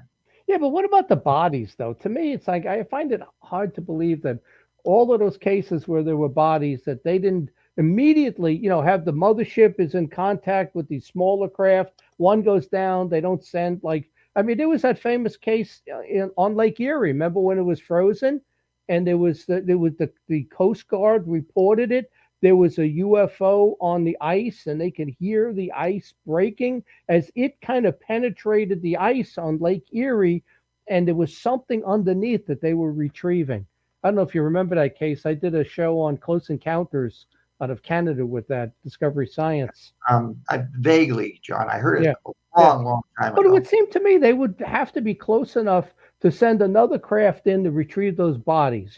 We're not picking them up in 10 minutes. years ago. We're not getting there for the next day. Biological probes, so what? So what? I mean, They're not human. if They're our not living if sentient our beings. probes on Mars, if our robots stop working, we don't send somebody out to fix them. That's right. You know, we just Yeah, but they life on Mars. I mean, they know they're here, and apparently they don't have a prime directive not to interfere with more primitive life forms. Because then you would be interfering by leaving us the bodies and the ships. Well, unless they're the ones that jumped us ahead and they're just keeping an eye on things. So it's like Grandpa giving us a little extra candy and stuff, like I do with my grandkids. Trick or treat. Yeah, trick or treat, John. Trick or treat, yeah. Well, we're not going to get to it, which is fine. But I got a whole bunch of stuff here on Halloween. We'll have to do it in a different show. Talking about I just watched a thing on the Travel Channel about the history of Halloween. Now, fascinating, just fascinating, John. Well, it's the Irish that brought it over, but that'll be a different. Hey, I'm a full-blooded Irishman, so thank That's all the candy you got as a kid, right here, buddy. That's it. Now, let me ask you: with the abduction team, has there been any changes in what you're seeing? When I started with Mufon in '98, I mean, you heard about all these abductions. There were all the famous cases. There were abduction cases called in all the time. Is there any slowdown in abductions, or how about the whole fetus thing where women would have the fetus taken in the first trimester? Has any of that changed? Like they're changing their MO, or they've moved on? They don't have to get the women pregnant anymore? As far as slowing down, we haven't been in it since 19, so I'm not sure whether it's gone down since then. Okay. But we were in it from 16 to 19. I think that's what I had told you. And I've got 4. I'm still a hard copy person. You want to get one? Yeah. I'm still a hard copy person. So I used to print them out so I could refer to them on the printer, used up a lot of ink and paper. Yeah. I've got 4 2-inch binders of cases from those 3 years that we were on the team. And so slow down. As far as during our time, no. But the fetus, we only had one case where a woman described being taken, abducted again, and being handed her baby to turn over to another being. And but we only had one case like that. I just read that one last night, looking it over again. You ever wonder about anybody breaking into your house to take those binders of that information, like government people or anything? No. John, I'm an 8th degree black belt. Somebody breaks into this house, they're in trouble. But I tell you, when we did that Bucks County case, and the airport there sent me the discs with the radar. And I sent them off to be read, and and then Mufon sent it back to me from Colorado, and we had the radar of an object with no transponder. The first thing I thought about is, once they know I have those discs, somebody's going to break in when I'm away on vacation, and that stuff's going to disappear. Because I thought that was a huge. I mean, I had real evidence there of matching up to a UFO with no transponder near the airport in Doylestown. John, your paranoia is showing. A little bit, yeah. Well, my favorite saying was "Trust no one." Trust no one. They're just up in a closet, but I asked. Now they know. Everybody knows. Yeah. Well, they'd find him anyway. Yeah. But I asked George about it, but he hasn't gotten back to me. I asked him what he wanted me to do with it. I mean, I could certainly shred them. I don't know whether they have them on record. I don't know what the ER team. They never told me what to do with them. So I've got the. They make a lot of those public, right, where people can go on and see the short version of the case without the long version, right? Is that still public? It used to be public. You have to be investigator. Okay, when I was there, and I always complained about that, is that you make these cases, there's the short version of 2 lines, right, I know, and there's the long version. They would make the short version available to the public to come look at the last 20 cases, and then you have all these talk shows and stuff, stealing all that stuff and making a talk show out of it. I And don't think that's available now, but I don't think it should be either. there's a lot of cases that are available, but with no names and stuff that you can read about, bigger cases, you know, that have been in the news anyway. But I don't think you can read all of these. No. I'm going to look into that. Well, I'll tell you something that happened a couple of years ago. Jen, remember you had Richard Lang on the show once, didn't you? Mhm. Yeah, Richard's my publisher, and he was the Star Team guy and all of that. And he's my webmaster for my site. But down in Virginia, where he was, or he is still now, the state director made a DVD. She took like all the best cases from MUFON and put them in a DVD, right? And she didn't ask for permission. And then she had Lang go run off like 100 copies of them, and she was going to sell it at the Virginia MUFON conferences, right? And headquarters found out about it, and they told her, you got to destroy all of those, that you're not, you can't put all of that out there, because a lot of those cases had the people's names, numbers, all of that stuff, you know? And you know, and her husband is a board member at MUFON too. I think he would know better. Yeah, you would think, but yeah, that's what she did. So, well, hey, John, we're getting near the end here. I want to have Kathi tell you about this one case of a woman who swears a UFO was following her. Yes. Like we said, we go in as a skeptic, so we try and eliminate anything it could be. So we're reading this case, and she's telling us that she was in her car. It was dark out, and she's going to the store, and this bright light was up in the sky. She says it was brighter than any star, and it was following her the whole way. It was following as she's driving in the car. She would stop at a light, and it stopped. When she started going again, it started going. She pulled into the parking lot and sat there for a while, and it just hovered there. Like Jupiter. Or Venus. Yeah, one of them. We looked it up and decided it was Venus. Yeah.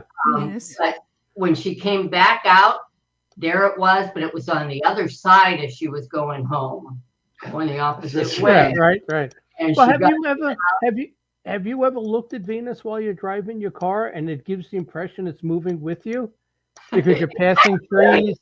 You're passing trees and it's passing trees, you know? Doesn't the moon do that? Yeah, any object that's stationary is going to give you that same appearance, you know? So, I mean, it's easy to be fooled, though. It really If is. you don't know what you're looking at up there, it just shows you it's easy to be fooled. We were on the beach one night, and all of a sudden, this bright white light just went boom, and it's moving towards us. And I looked at Kathi and go, well, I hope you got clean underwear on. I says, because I think we're going to be abducted. And here we watch it for a little while, and finally it made a slight turn, and then we could see the red and green lights on the wings. But coming straight at us. all we saw was the So it's easy. bright It's light. very easy to get fooled. Very But easy. what do you think about the whole abduction thing of taking people against their will, coming back whenever it wants to, and you can't stop them? And you know, and then women talking about fetuses and lost pregnancies. I mean, how is that a good thing?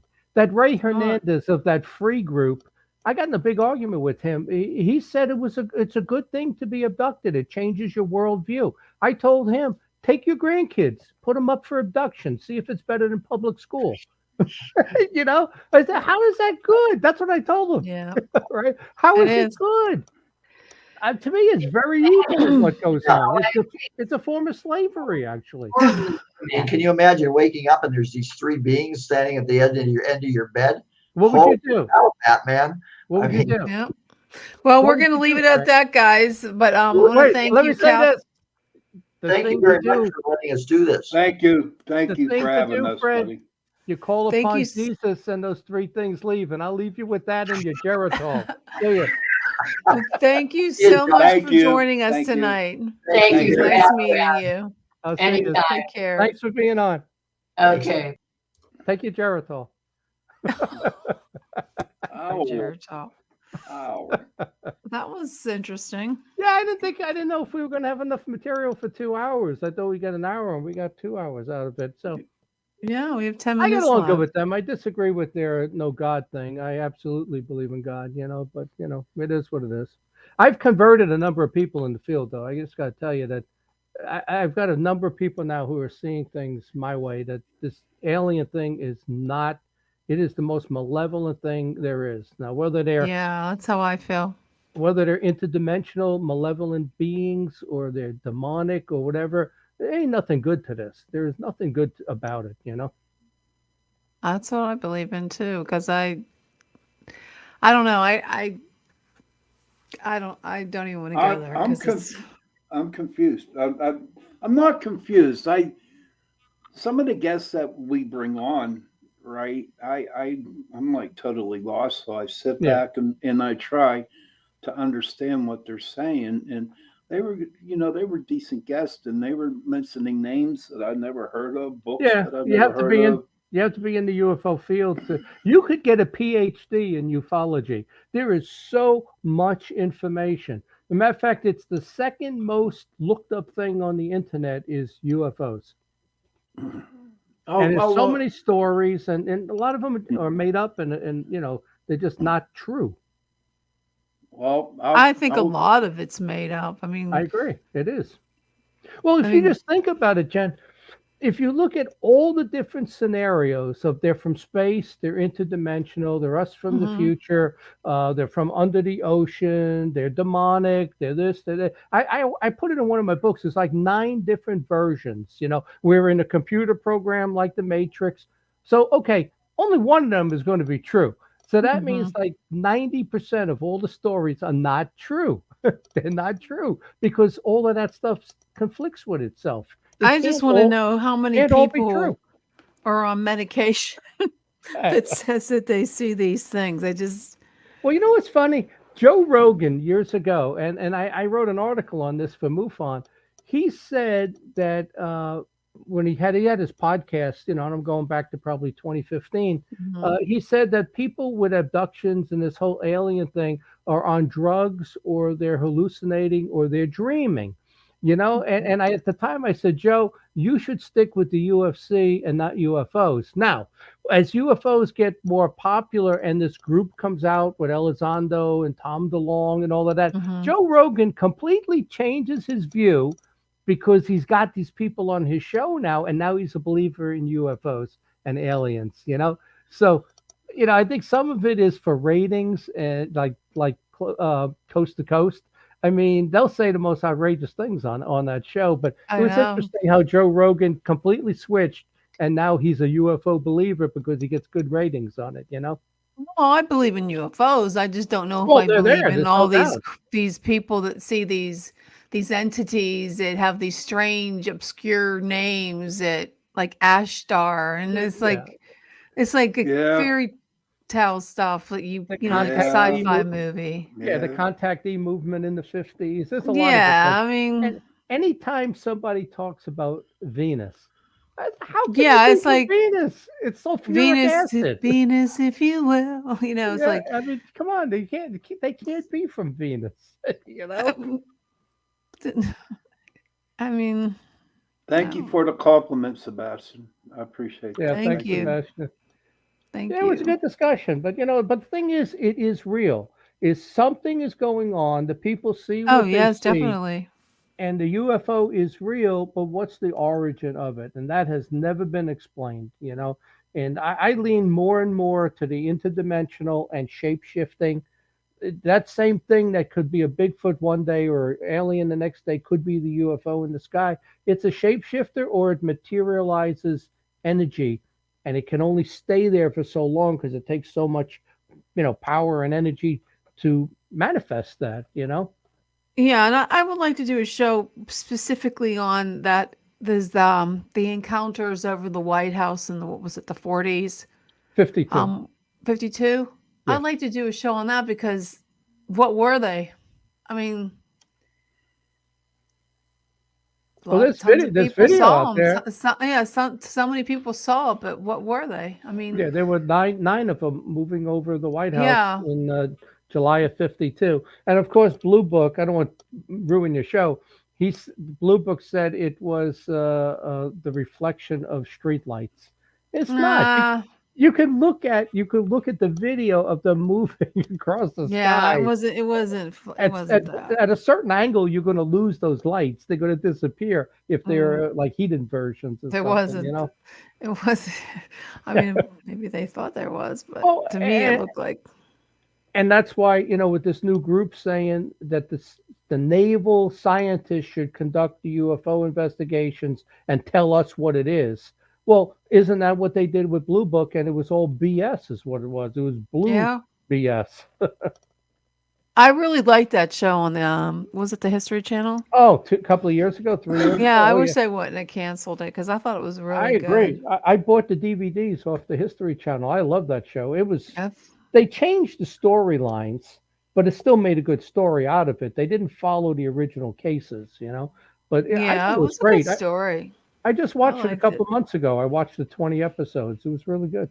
Yeah, maybe And I'll watch we're it going to again. have Alan Hynek's son at Philadelphia in Bucks County in May. Wow. So we're going to ask him all those questions about the show, why they cancel it, why did they change the storylines? But, that's Hollywood. Even with Hangar One, we would give them the case file, and then all of a sudden they're showing some different stuff that wasn't in it, and saying some things that weren't in the case file. But Yeah. they have to make it entertaining, Yeah, that's what they have to do. And that's what is what they do. Speaking of entertaining, I hope we have a good show next week, and I get a hold Who do we of some got? guests. We haven't had anybody yet. I haven't been able to do any of that lately. I've been really busy getting the house Being in order. grandma. You're being And grandma. being grandma. Well, It's fun being grandma. do something with the ghost line because I'm not on next week. Okay, Okay. definitely. I'm going through. Yeah, You're gonna have to let us know when you're on, John. So Yeah, that's don't do aliens next week. Is what I'm saying. no, we won't do it. We'll I save can't the be- aliens for you. Yeah, I'm We'll save flying all next the week. demonic things for That's you. it. Aliens and demons. I'm going to make a TV series, Aliens and Demons. There you go. That'll There be you go. fun. It would be. I got a lot of great ideas for that too. I know you do. You do. Well, we're gonna call it a night. But thank you so much for joining us tonight on Chasing Prophecy. And make sure if you think you'd be a great guest, drop us a line, direct message Shawn or myself, or even John Venturi, and see if you'd like to be on the show. So until then, you guys have a great night. Good night, everyone.